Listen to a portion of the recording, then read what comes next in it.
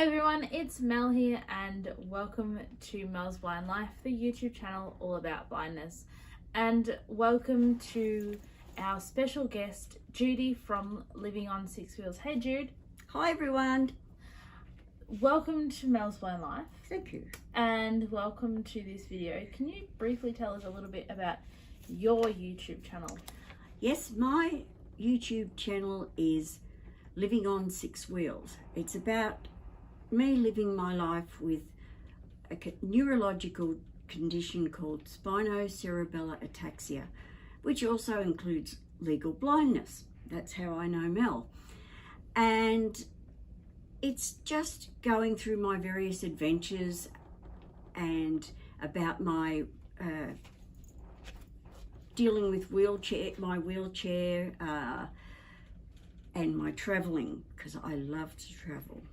And traveling is why we're shooting this video right here and now. You may be able to hear in the background some very suspicious sounding creaking and groaning. Don't worry, it's just because we're on a cruise ship. It's not me because I'm older.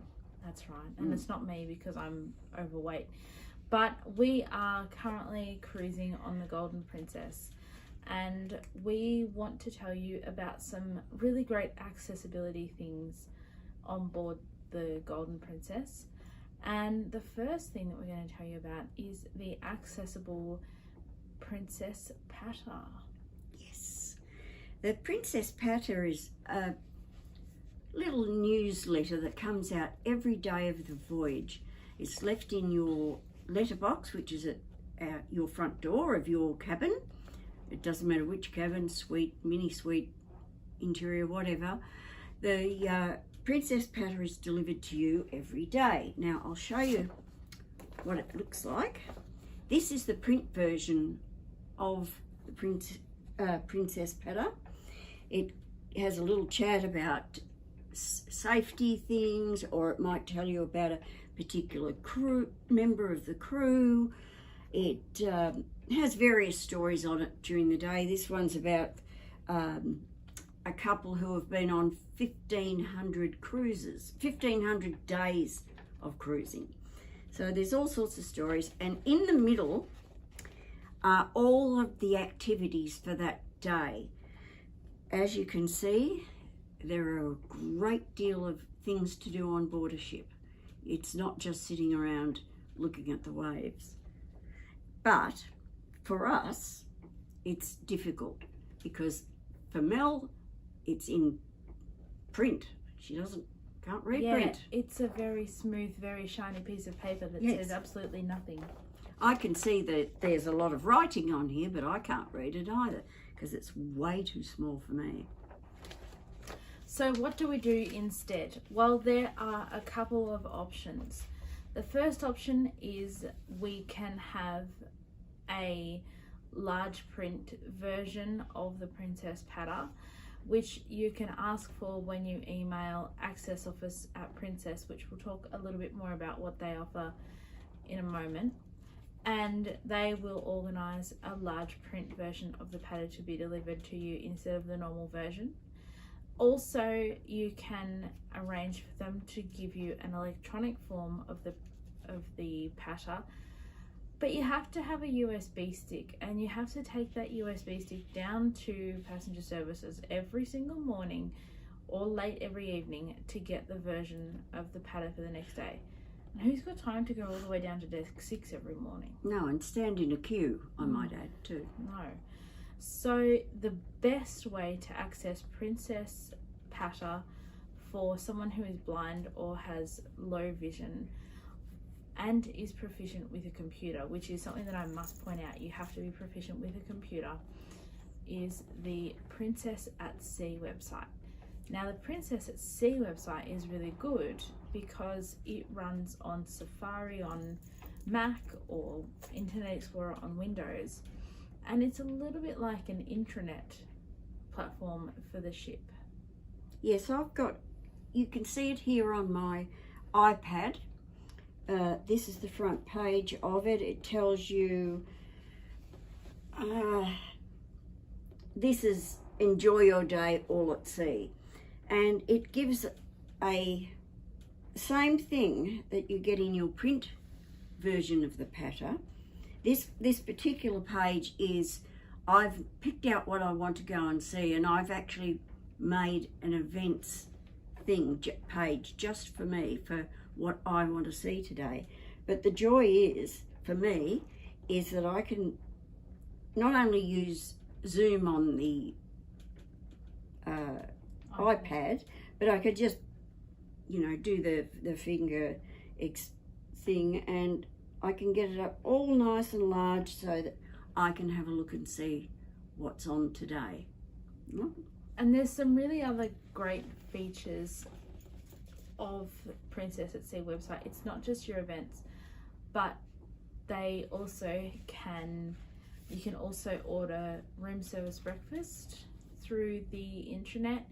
You can check your stateroom account, all the money that you've spent on the cruise, and you can send messages to your fellow cruise companions if you get separated or something. And that sort of leads on to the next thing, is once we've chosen an event on the Princess Patter or Princess at Sea, and we're doing separate things, yes, how do we either go to something together, or how do we find each other when we're separated? Because it's a big ship.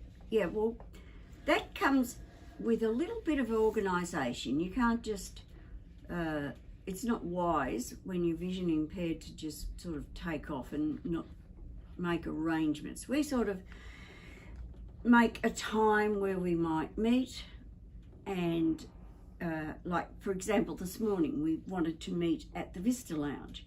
Well, Mel had changed her mind, and I kept an eye on the message section of the Princess at Sea. It is a messaging system. The only downfall with it is that it doesn't give you a notification, not a sound notification. There isn't a ding or anything to tell you that there's a message there for you. So, but I was watching out for it, because if I have to meet Mel, I'm going to think she could change her mind, or something might have happened and she doesn't want to come. So I just keep an eye out for any messages. And when we're going to an event together, because I'm in the wheelchair, it can make it, and I can see enough to wind my way through the crowds. It's easier for Mel if she can just hang on to the back of my chair, and I'll be the guide through. It's not that she can't do it, it's that it can be a bit overwhelming for both of us sometimes with the crowds that are on a ship. You have to be prepared to deal with crowds. If you don't like crowds, well, perhaps this isn't the best holiday for you. But and it also depends on the skills of the other of both of you to be able to find one another. In a noisy place, Judy might have trouble hearing me if we were separated from one another. And I mean, in a noisy place, I, as a blind person, can't tell one person from another. And it's just a lot safer to be navigating through a busy bar or something with me holding onto the back of the chair, because I don't want to bump into a table and knock someone's drink flying or anything like that. So there are circumstances in which I just use my cane and my mini guide and I follow, and there are other when I just hold on to the back of the chair. And so one of the most important parts about cruising is what goes in the belly. Oh yes, cruising's all about the food, folks. Be prepared to put on about 100 kilos. Well, no, maybe that's a slight exaggeration. But be prepared to put on a couple of kilos unless you're going to walk up and down stairs all day. So once again, we can't just read the menus. What do we do? Well, the menus that in the restaurants are beautifully presented with beautiful print, different lovely fonts and all that sort of thing. but of course we can't read them. So prior to getting on the cruise, about a month or two before the cruise, I have to put in a form to the access office for my wheelchair to let them know the weight and dimensions and that sort of thing. And while I was doing that, I put in a request for electronic versions of the menus. Now these menus are for the main dining rooms and for room service. Yep, that's how they come. It's probably about a 16 point, maybe 18, I'm not sure, but it's very easy to read. So I printed them out prior to the getting on the cruise. That one is the dessert menu. So what we get is the mains that comes all in one file, and it's dated. So each day there is the menu for that day. Same with desserts and lunch. They've all got the days. The room service menu, however, is a set thing, and that one we get that's only a few pages, because it's not a huge variety, but it's enough to satisfy you if you want to have your meal in your cabin. Well, but once again, I can't read something that is on paper. More blank paper. So what do I do? Well, there are a couple of ways of getting around it for myself. As Judy said, we have the menus in an electronic format, and they are in different documents depending on exactly what they are the menu for. Excuse me, Mel. They do provide them in a PDF format and a Word format. So what I do myself is, in the phone, I have an iPhone, I save the Word format of the menu into my memory on my phone, and I can just read the menu with VoiceOver. If there is a menu item that I don't understand what VoiceOver is trying to say it's called, something else that I can do is I can put my Braille note to Bluetooth and use it as a Braille display for my phone and read and understand what that menu item is. And also with the dinner menus, that can go for many pages. It's quite long, so I haven't printed that out. No. I actually kept that on my iPad so that I can look at it in large print that way, because I think it came to something like 53 pages, Yeah. which is a little bit hard to be thumbing through. And the other thing about the menus is that if you listen to the morning program, the Wake Show. Why am I pointing at the television? I don't know. If you listen to the Wake Show, which is on your stateroom channel 21 on the television, they actually have the maitre d' come on and read sort of the menu for the main dining room every day, which they've been doing this cruise, except for days where they've got something really special on, like the Crab Shack or something like that. But very often the maitre d' will come on and read some of the menu items to you on the Wake Show.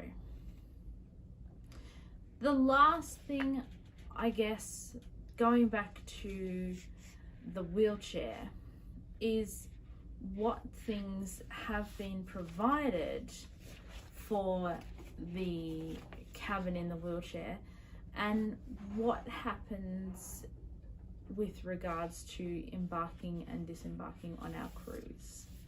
With the wheelchair, it was a bit daunting at first, because I didn't know what to expect. This is cruises ago, but when I book, or when either of us book the actual cruise, we do all our own bookings. We don't have anyone do anything for us. It's all done completely independently. And if I'm travelling with Mel or whatever, I'm travelling with anybody, I request a wheelchair accessible cabin. They're available in all classes: interior, ocean view, balcony, and I think mini suite. The rooms are bigger than the average cabin. They've got a proper bathroom set up with rails and lots of room. And on this particular cruise, it's the first time I've been in this particular cabin on this particular deck. It even has a little arms on the toilet seat so that you can help yourself lift up. And also with this cabin, which you'd have to request for most of the other balcony cabins, but this particular one this time, it is a particularly large balcony, and they've given us a portable ramp to get in and out. It has a half for the inside and another half for the outside. So it makes it a lot easier. And when we do embarkation, Judy and I are actually both platinum members, which means that we get priority boarding anyway because of our captain's circle level. But before our captain's circle level, we were able to get priority embarkation because of our, I'm going to say the D word, close your ears. Okay. Disability. Ooh, what?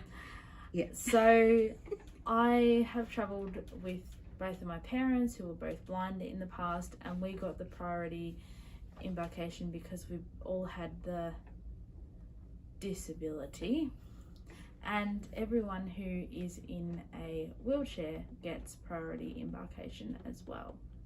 That involves mainly not having to go to the huge queues. They take you into a separate area where you can organise your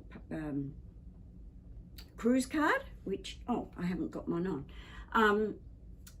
That's basically your key to your cabin, your charge card for anything you purchase on the ship, and they organise that there. Then they will put you through a separate area where you can go through and finally wind your way through with the help of someone to where the passports are checked. Mm-hmm. And the person who helps you through the priority embarkation is very, very helpful, and it is very convenient having access to that. And this particular cruise, if I hadn't have gone through embarkation without the assistance of the gentleman, a lovely picture with a certain teddy bear who is in my introduction wouldn't have been taken. Yes, well, I don't remember why we were. Because I had the cases in the car. Oh, that's right. We normally would go through together, but things were a bit messed up this time. And I went through first, and I saw this teddy bear being, and I immediately knew, I hope someone tells Mel about this, because she's particularly enamored with this bear. That photo is in my intro now, by the way. So we've been on this ship 5 times. We love this ship to death, and we are both very, very sad because this is our last cruise on this particular ship ever. How long did it take you to learn your way around the beautiful golden princess? Yeah. We're just poking a little bit of fun at our current Captain Aldo Traverso. He liked to traverse all the seas, no? Yeah. Yes. Yeah. He's got a lovely Italian accent, and we just love it. Oh yes. How long did it take you to learn the beautiful Golden Princess? Not very long. I have a little bit of trouble when the first couple of voyages, I would get disorientated when I was midships as to which was aft and which was forward. But forward and aft, actually. Yes, it is actually. See what I mean? Because you can't tell which direction you're actually going in when you're on a ship. And because, like at the moment, it's very smooth at the moment, isn't it? Yes, that's very sad. It's calmed down a bit. Yes, we've had a lovely bumpy, well, not too bumpy for those who have never sailed before, but I could barely feel anything at the moment. So I'm not even getting a sensation of really moving. So at first I used to get disorientated, but now I use various things, like for example on the deck 5, which is the main deck where some entertainment takes place, and the captain does his talks. When he does in-person talks from there, there's entertainment and there's food and there's shop, and I use various ways of knowing where I am. The art gallery, of course, that comes out and you get a smell of oil paints. There's the International Cafe. I can always smell the coffee there. It's just various sounds perhaps that you might get, and smells, and I've got some visual cues that I've learned so I know where I am. I don't get that disorientated feeling anymore. One of the things that it took me probably about between 24 and 48 hours on my first voyage on the Golden Princess to really get oriented. One of the main things that I used to do, and that I would be doing this cruise if a mysterious mystery hadn't taken place, is I usually have a little puppy dog on the door handle of our room, and it's a little guide dog puppy, and I think I've shown you him in previous cruise videos. Handle, his name is, and Handle is supposed to belong on the door of my cabin so that I know where my cabin is. But yes, there was a mystery, and Handle is gone. He was dog-napped. He was. Someone stole a blind man's guide dog. But as for the thing about this cabin, even without Handle, is it's very easy to find this particular room because it's got a slightly wider door, and also it's right near the forward lifts because it's an accessible cabin. It's right at the lifts. But for me, I know on deck 7, for example, that the Promenade Bar, my favourite bar at the moment, and the casino are forward, and the hole, as I like to call it, that looks down on the piazza is between the Promenade Bar and the midship stairway. The hole covers 3 decks, so that people can Big hole. It is. So people can look. This gives people more room to look down at either the captain's thing or entertainment, or like today there's some competitions, an egg drop where you have to somehow wrap up your egg, a raw egg. Is it raw or hard boiled? It would have to be raw. Yes, it would be raw, and you have to wrap it up and with as much protection as you can, and then drop it from a very great height onto the floor. So for me, if I'm coming back to our cabin, or even going to something in the back of deck 7, and I've been at the Promenade Bar and it's peak hour in the casino, what I might do is I might go back to the midship stairs, and I might walk up the midship steps to deck 8, and then walk along to the forward stairs to get to the theatre, which I'm going to be doing tonight, to avoid the crowd in the casino. Can I add one thing about the accessible cabin? The accessible cabins are rare. There's not many of them on a ship. And thankfully for me, the shipping companies are getting stricter with the requirements for people who can have one of these cabins. They are strictly for people who have severe mobility issues. That's a wheelchair user or someone who has, there are other cabins that are suitable for people with walkers. You can still get an ordinary cabin for a walker, but because there's so few of these things and so many people in wheelchairs are traveling now, for example, on this cruise, I've seen, and that includes scooters, I might add. Said about 10. Oh, easily 10. So they're not for anybody.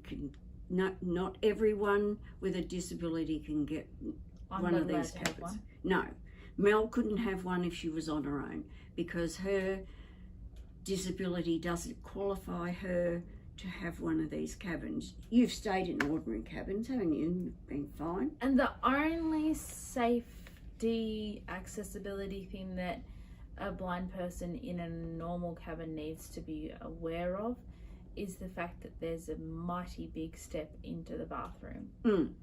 But I mean, you're only going to fall down at once. Yeah.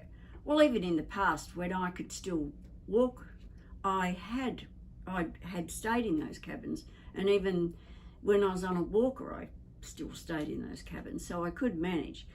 But that's not the case anymore, and I really have to have one of these ones. So I think that's really it for this video about accessibility and how we've managed on our cruise. So thank you all very much for watching. Judy, thank you for being in this video, and also thank you for putting up with me for the last 2 weeks. And ditto for me. Yeah. Nah, we've travelled together a lot together, and I said together twice then. That's all right. I'll start that sentence. Yes. You can jump that Yes. Thank you so much for coming to this video, Judy, and also thank you for spending the last 2 weeks with me. And ditto. Thank you. We've had a lot of laughs, I must say. We have. And thank you all for watching this video. Please, if you haven't already subscribed to Judy's channel, please go and check out her channel, which is linked in the description down there. And also please go and check her Instagram, which is also down there. Also, if you've got any comments or questions that you would like to mention, please put them in the comments section down there.